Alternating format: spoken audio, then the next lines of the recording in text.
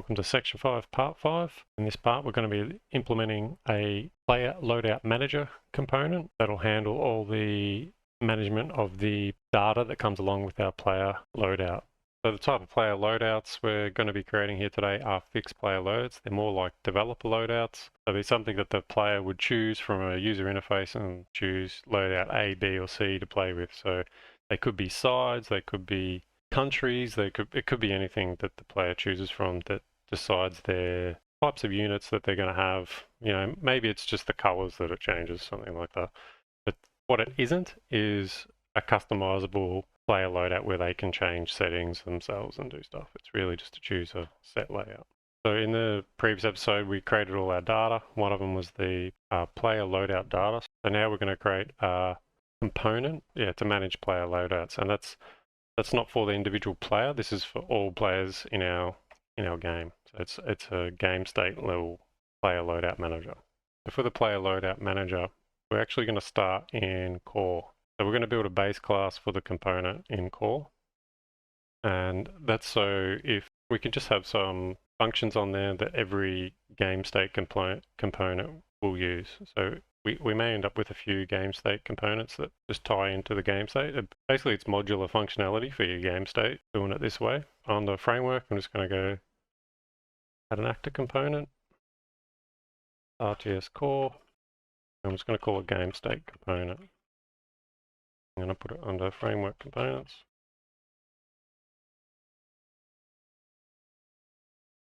I'm going to get a constructor from somewhere.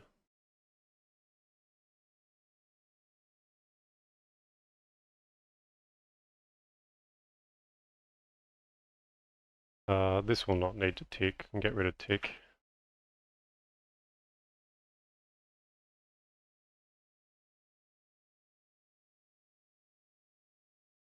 I don't even need to begin play in a protected section here. Always add it back in later if we do. So we're going to add almost like a overload for as authority. And this is because a component doesn't have an authority check. It has to check that the owner has authority. So that's exactly what we're going to do.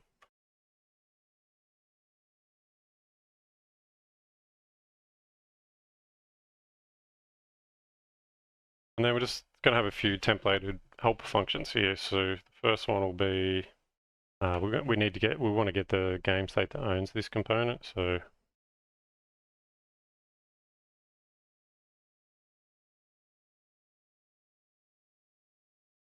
we're going to template it because we want to be able to change what class we get back.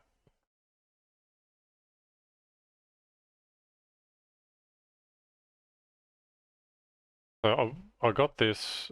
This is static assert. I got this from the Lyra project, but it's just a way of telling you that hey, you've tried to get a class it's not convertible to. So if you are trying to get a game state class that isn't part of this class's chain, this will tell you in the log. So it can help you get where you're going.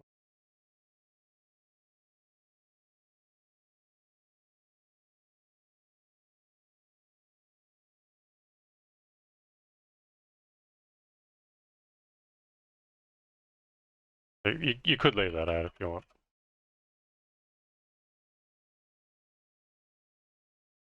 And then we're just going to add basically the same thing. It's going to be called game state checked. And this is just, instead of cast, it's cast checked. Capital. And that's good for if you want to just reference it straight through to something. You don't want to do a like is null check once you get it back. And then the last one is we're going to do the same thing, but for the game mode.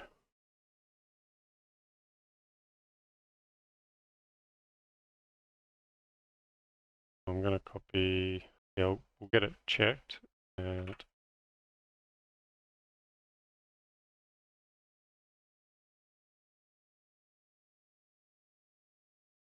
then in here it's not get owner. We're going to have to do, and this is why we've got the game state checked. So we can just go straight to game state checked. and we just want it as a base. So that's how you use the template right there. And then when we get it though, we want to get the authority game mode, and that'll cast it to our type, whatever we're looking for. So that's our base class. So now let's set up in the entities, do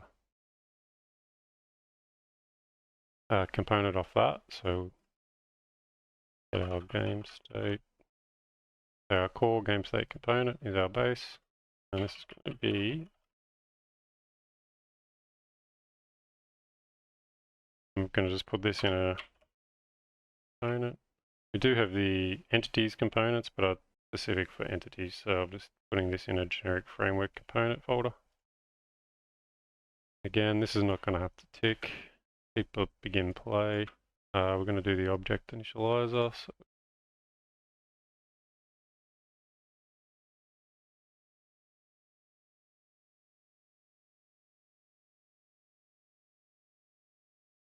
So in begin play, we basically just want to check we have authority first. So if we don't have authority, so that's our function in our base class we just created. And if we also don't have a world for some crazy reason, we don't want to do anything. Now we want to tie into our game mode and listen for logged in players. So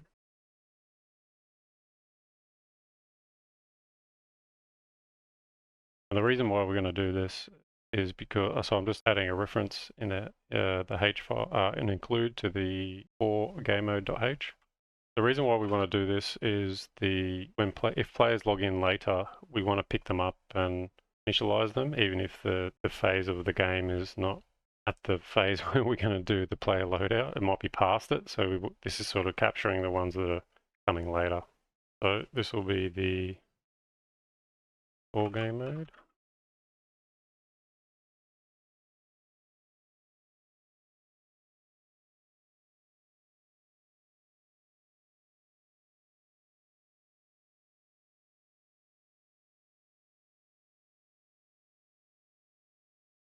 Oh yeah, sorry, we've got to set up the event for that. So let's come back to core game mode and get this, and we'll declare a multicast delegate here, one param, yep, and we'll call it F.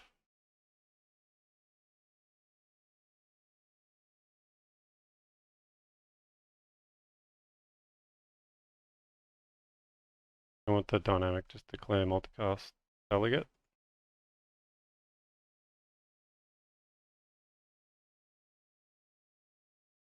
I'll put a comment on here.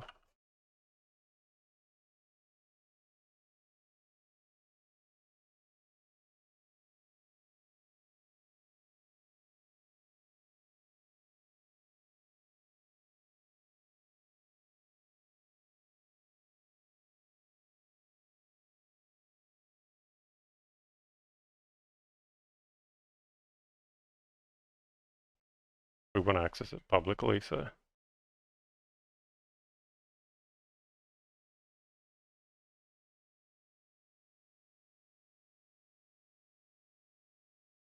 And in here, I want to add the broadcast for it. The new player is valid.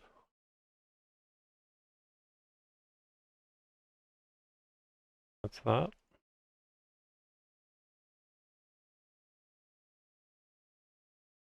And we just want to bind to that, so we're going to add a object.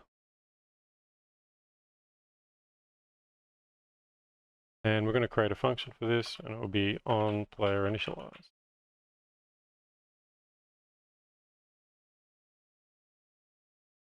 And that could be predicted.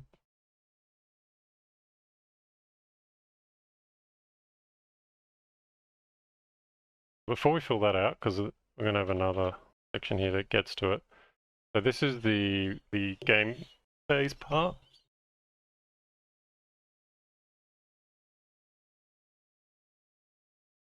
So we need to get a reference to our, which is here. So we're going to add the include to the game core GameState.h.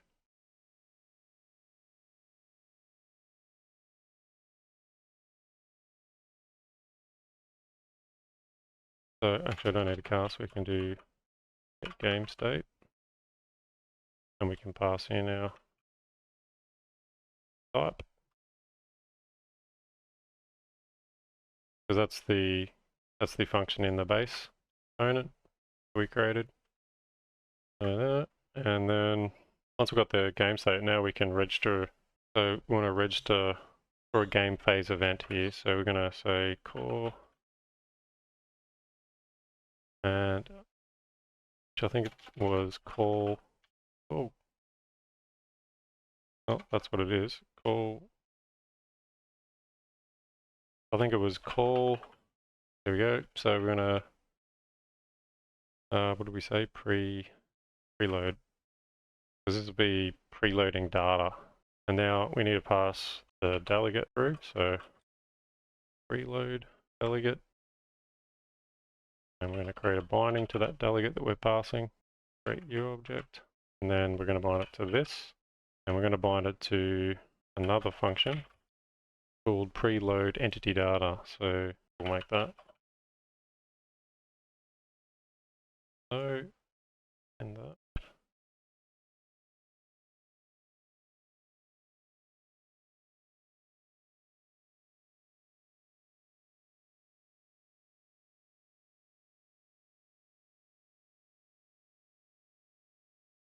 So now we've got that on the player initialized. What we need to do is we need to get the reference to the game state again. And we want to check if the preload phase has already occurred. And if it has, we want to go straight up. We just want to kick it on straight to the preload data phase. So we need to check the phase first. So core.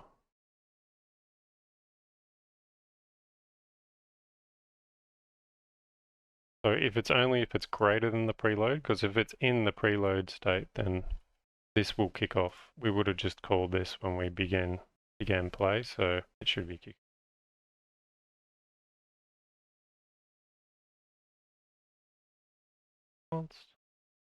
And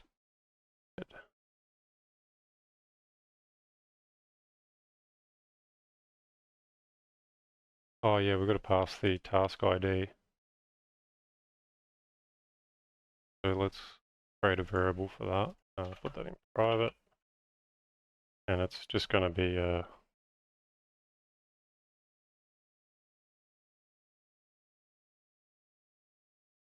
bring this down a line.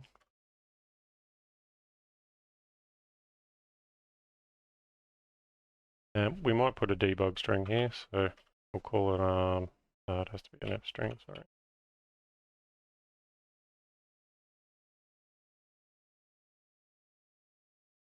See what it's done. So we now, actually, we might just add a authority check to this as well, since that could come from external. Build there. And we're going to add one here as well. And in here, we need to register the players. Basically, we need to build a player list that we're going to load the data for.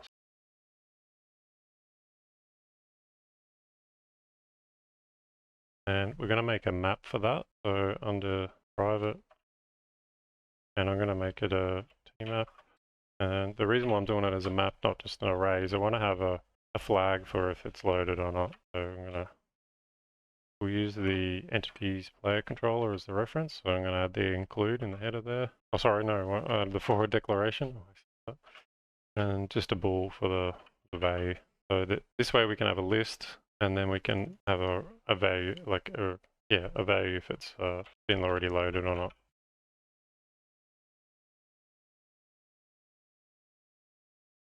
Again, we'll need our game state. Because the reason why we need the game state is we want the player array. So we're going to loop over the player array. Since all the players are registering themselves with that anyway. And we'll just check that it's valid. So we're checking it. If it's not valid, we just want to continue past it. If it is good, then we want to cast it to our entities player. Oh, we want to get the controller and cast it to our entities player controller type and put it in our tmap.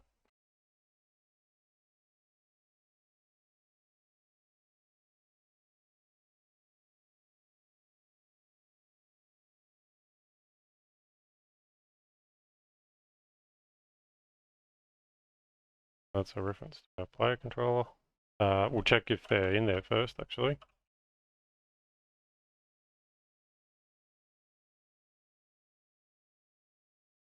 So if there's no, this doesn't return a pointer to the player controller, we know it doesn't exist. We're just pointing it to false because it's not loaded. Might actually, I'm going to change the name of this because I just realized it's going to be a bit confusing because it's not actually entity data. I'll rename this to player loadout or loadout data. Because we actually do need to go through, we need to load the loadout data, the group data, and then all the entity data. And yeah, so there's going to be a few different types there. So let's do that now. We'll call it initialize player loadout data.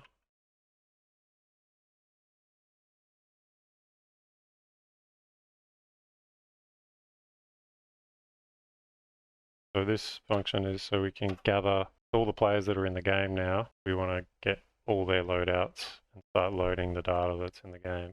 Again, we'll just already checking there on all this happening on the server only. We'll make a constant iterator for our T map. So I'll change this.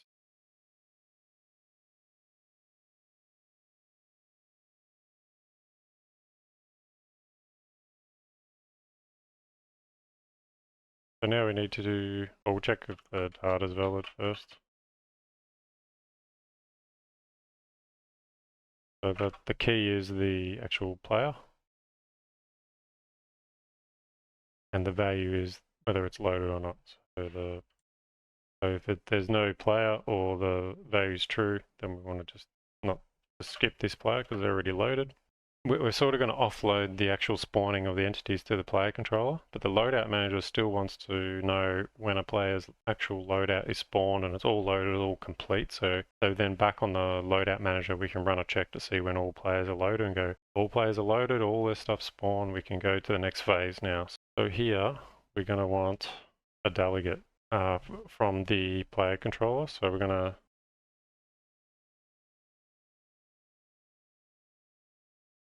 So on our entities player controller, add that delegate, just put it underneath this one. Actually, we can copy this one, it's going to be the same. So we won't do a dynamic task delegate, and we just want to send, the one param will be this player controller. We know which player controller has finished loading.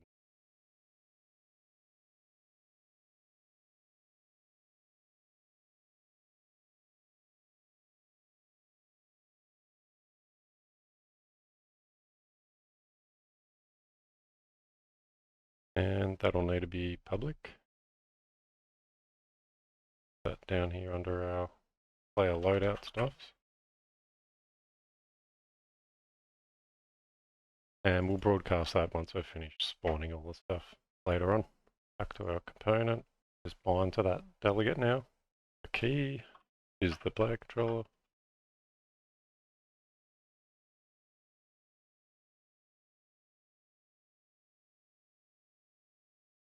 And we'll create that function.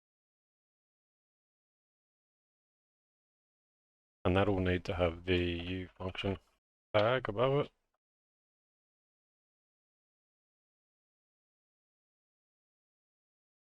Except it's player controller.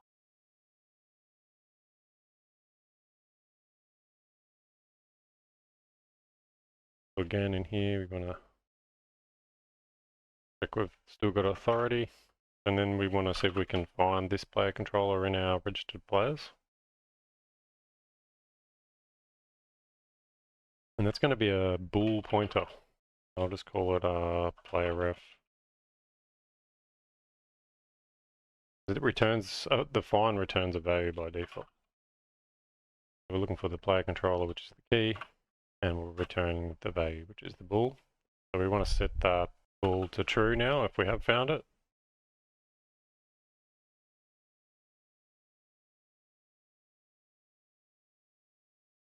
And now once we've set that player to true, we want to just run a check to see if all players are loaded. We might actually create a function for that.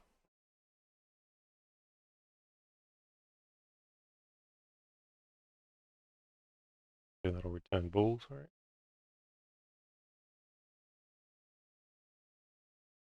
And in here we want to const iterate over, so the same as this. Copy this. And if the current iteration is not true, then we're just going to straight return false. Otherwise, we're just going to keep iterating over, and if we get through all of them, then they're all true. So if one of the players is false, then we're just going to return false. So we can make that const. So now if all players are loaded, we want to tell the game state that we've completed our preload data phase. Copy our game state. We need to register that the task is complete.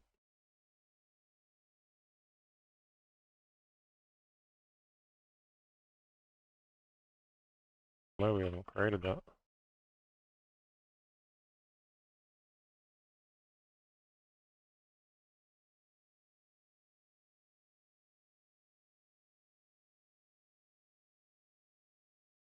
Good.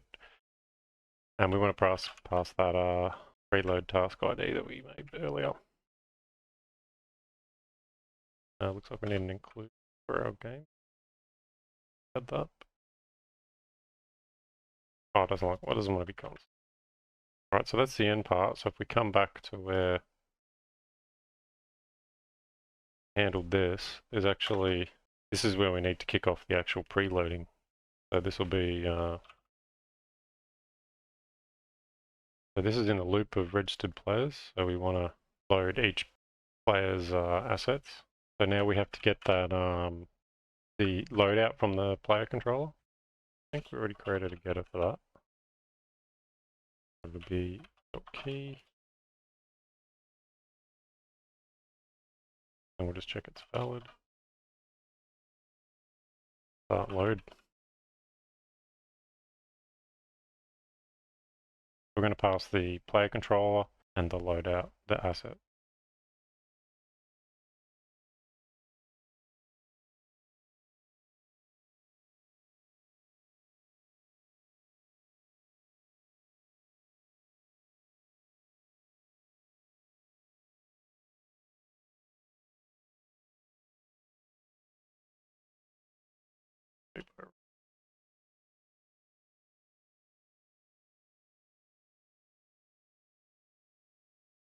Again, we'll just make sure that that asset is valid.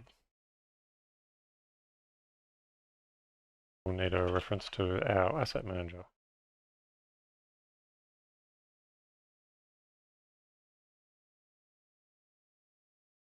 We're not using bundles, but we need a logo reference in here.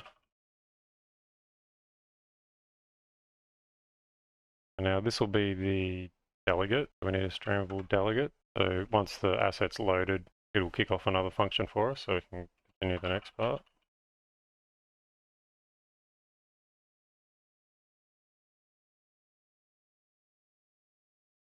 And this will be on player loadout data loaded. We're going to pass the player controller and the asset. Like that. And then our asset manager, we can load asset.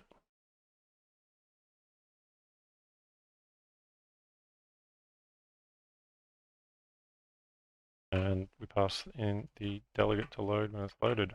Or the delegate to execute, sorry, when it's loaded, which will be this function. Create that. Be a U function.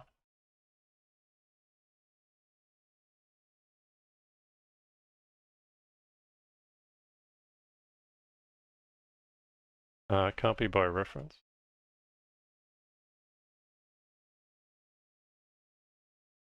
And then we're going to put the authority check in again. We're going to need a asset manager reference. Now we want to cast our player loadout ID to the actual class, the player loadout asset. So we're going to include the player loadout asset.h at the top. I'll put this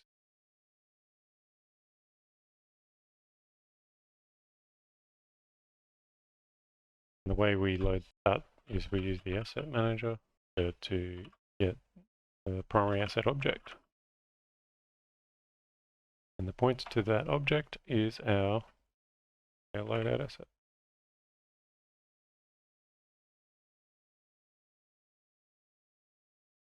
So now we can peer into our loadout and we want to know, well now we've got the player loadout, now we want to load all the group assets that it has on it. So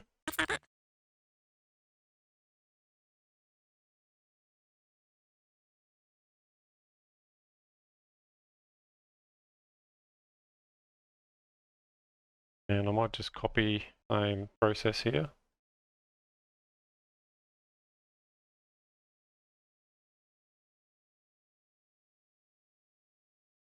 The difference this time will be is we're loading multiple assets. So this is going to be the array and this needs to be load assets with an S.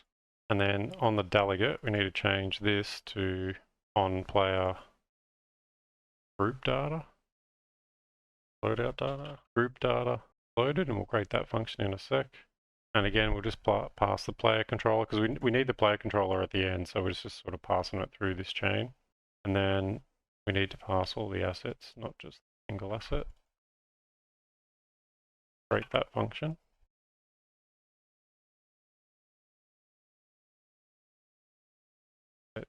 On. And this is going to be the array of player group.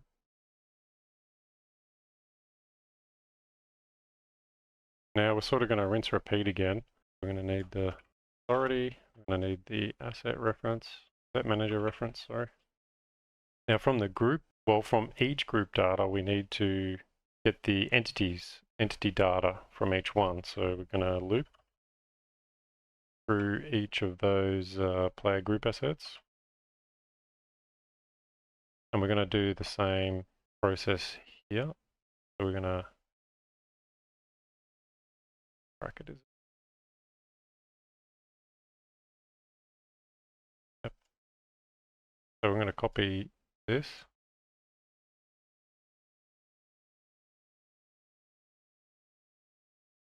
This is going to be player group data. So we're casting the group to each one of these assets. We're going to cast to the group asset, which is going to be group data asset. So we need to include the .h at the top.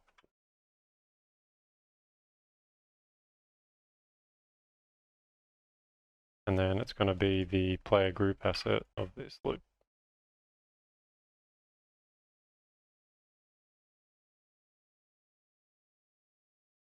And then we'll get the entities from this and populate it into an array.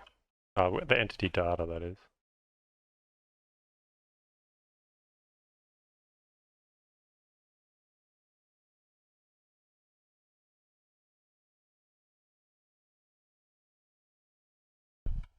Make that const. This won't be able to be const because we're going to use it to load again. So once we've got so that's going to go through, all the entities will just be piled into this entity data asset here. So now we want to load them all.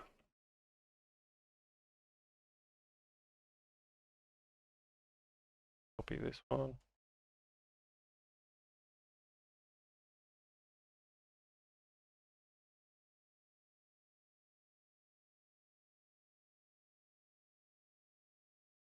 And then we need to change this function to on data loaded.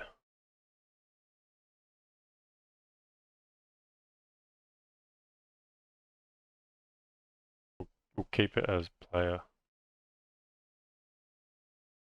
because it is for one player. It'll be pretty much the same again.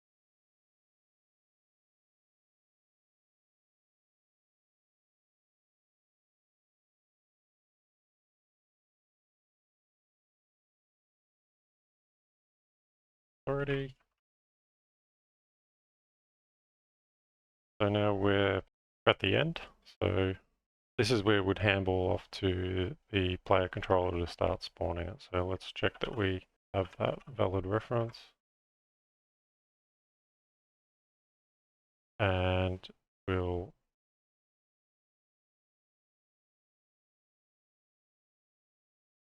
so now we'll need a function on the player controller to handle that. We go to the entities player controller under loadouts in the public section here. We're going to have a function called create groups. That's going to take player group assets. It will be the array of primary assets by reference. So before we go on to that, we'll do this in the next part, but I just want to quickly go back through what we just covered here, because there was a bunch of steps and they're all linked together. So, and we also need to initialize this step. So this component isn't anywhere at the moment. So what we need to do is we could just attach it to core, but then that will create a reference to the core game state and, you know, add a component, but that would create a reference to entities. We don't want to do that. So what we're going to do is we're going to create a game state for entities that will inherit from the core game state. So let's do that now. Under framework, it'll be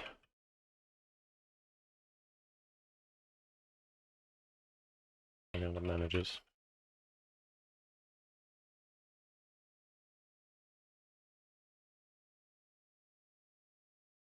Come to here. Yeah, initializer.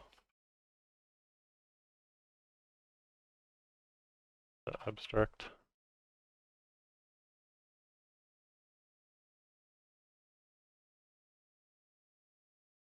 Go to back to the core constructor. Grab these. I want them tick to remain on, so it does. That's that. And now we need a reference to our component now. So we'll create a view property so we can look at it in blueprints, readable.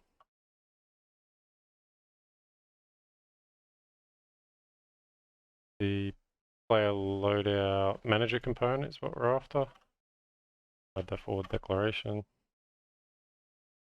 Loadout manager. And then in our constructor, create the component. And that's going to include the H file at the top and set name.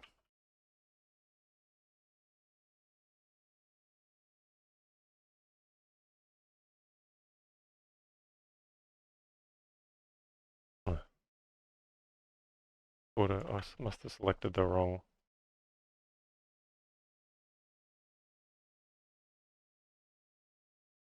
There we go. And that's it for the game state. And now we just need to change in our source, in our project, our game state now needs to inherit from entities. Change this to entity and include the entities GameState.h. The old one. So that'll now be using our game state, and we'll have a loadout manager. And so the process will be that when the component initializes, it'll bind to the delegate on the game mode to listen for joining players. And when the player joins, it'll call that on initialized, but it will only load the data if we're past the preload phase. Otherwise, the component will then just register it'll register a task for the preload phase. So when the preload phase kicks in, it will then begin the preload data, the preload loadout data. And it'll build a list of players, and then it will initialize the loadout data loading. So it's going to go, well, first of all, we're going to bind to the player as finished spawning all its entities. So we want to know when it's finished. So that'll come. So cover that at the end. So then we're going to get the player loadout from the player controller, which we'll assign in the editor. We'll then use the asset manager to load that player data. So that's the actual asset will be loaded into memory.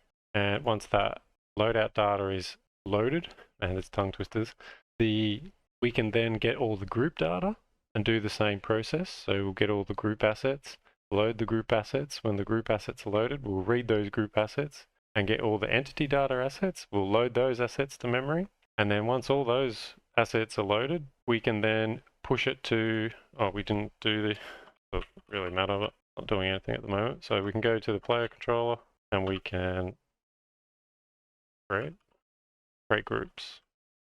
And we can pass the, oh yeah, sorry, that I actually made a mistake. In this last one, we don't want to pass the entities, we just want to load them. So, where is it? Here. We want to actually pass the group entities. So, I'm going to copy that. I'll change this to group entity.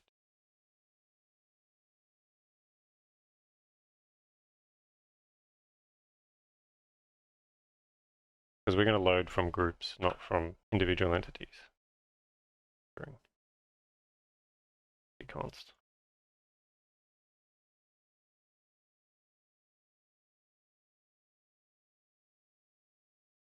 And then, so it'll go away to the player controller. The player controller will do what it has to do to load the entities, and then it will send back that delegate.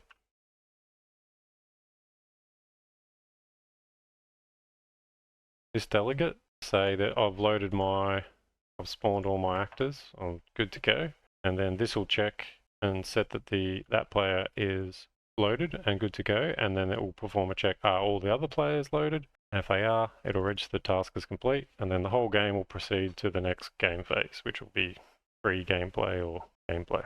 So you might be wondering, why the hell are we doing all this crap just to load some assets? The thing you got to think about is if you have, so this is where the player chooses a loadout, and that loadout has whatever group data and however many entity data. Say if you have 20 player loadouts that the player can choose from, and there's 2 players playing the game, so they choose one each, then that's 18 player loadouts with potentially endless numbers of groups and entities that you don't need to have loaded for the game to play. And that's what this is doing. It's saying, what are we actually using for this game? We're only going to load those assets and right down to the entity level. And that's down to your, materials for units and whatever else. So it's a really optimized way to handle the entity and your game actors. So I'm going to leave that there. And in the next part, we'll start on the create groups. And we'll actually get some units in the game, and then we can do our tests to see if our selection's working and all that. So see you there. Thanks for watching.